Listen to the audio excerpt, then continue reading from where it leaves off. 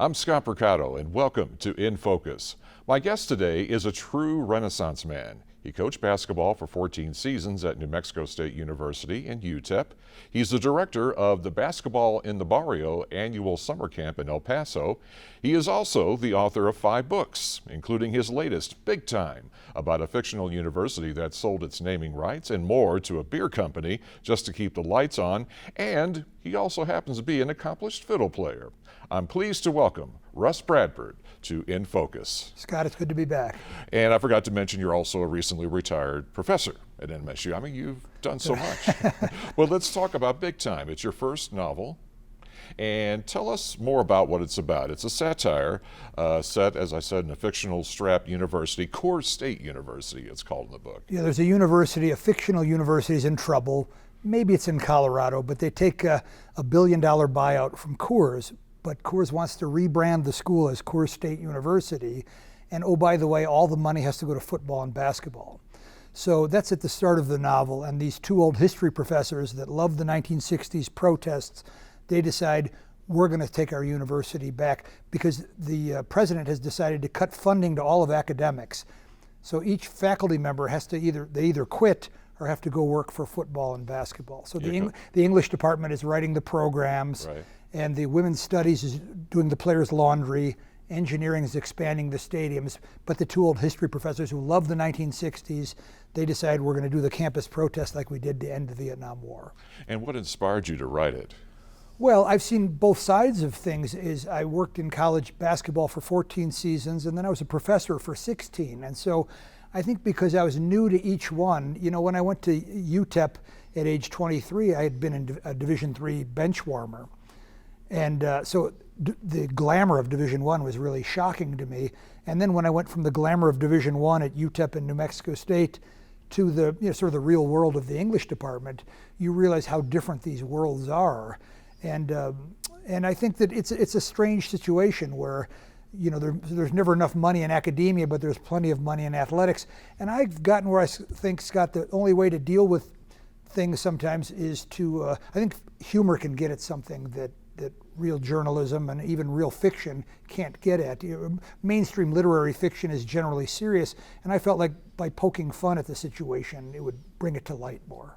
But it is satirical, but how far-fetched do you think in the future the concept of a major corporation purchasing a university? Well, that's the question, isn't it? It's getting closer and closer to the truth.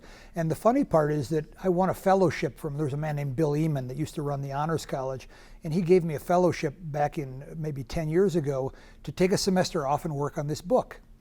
And I thought, gosh, I've got to finish this book, but you know, before college sports gets put into perspective across the country. And I should add, Scott, that New Mexico State is fairly normal in this regard. Our coaches aren't making $4 million a year like they are at the University of Texas or the University of Arizona. But on a national scale, at our big state schools, it seems to me to be completely out of control. Was there a particular reason for choosing a beer company in your novel as the Coors? I thought it would be funny, and I worried about it a little bit. I thought, is Coors going to sue me? And a couple publishers had said, well, of course, you're going to have to change the name of the book or change the name of the sponsor. But I remember there's a book I loved called Billy Lynn's Long Halftime Walk. It all takes place at a Dallas Cowboys football game. And one day they go out and get honored at halftime, these war veterans.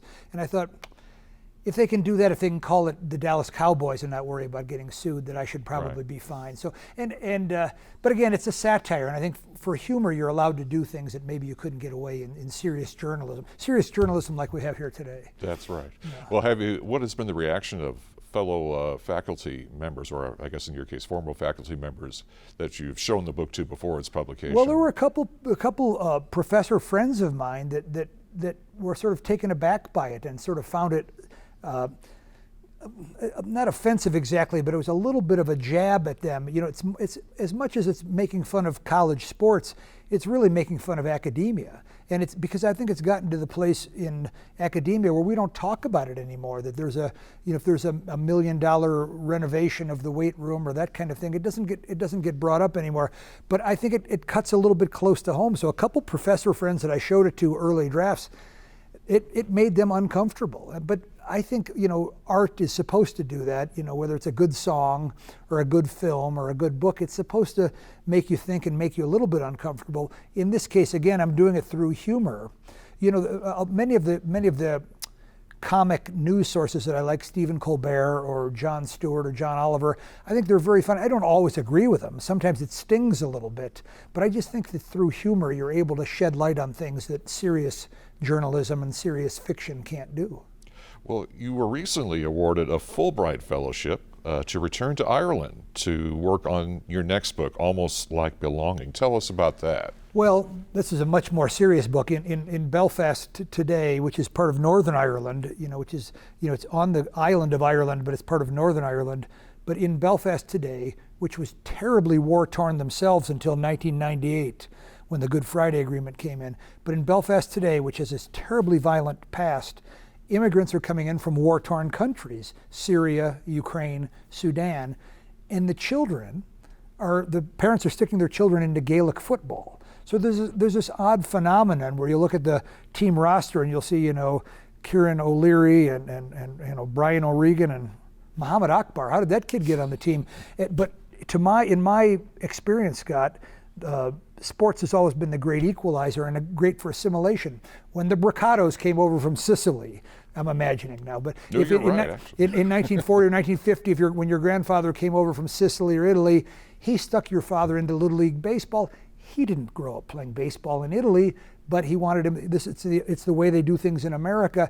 And in my experience, sports has always been a great equalizer. Sports is always at the forefront of social change in America, whether it's racial or gender-wise. It's always been, whether it's Muhammad Ali or Jackie Robinson, Billie Jean King, Megan Rapinoe.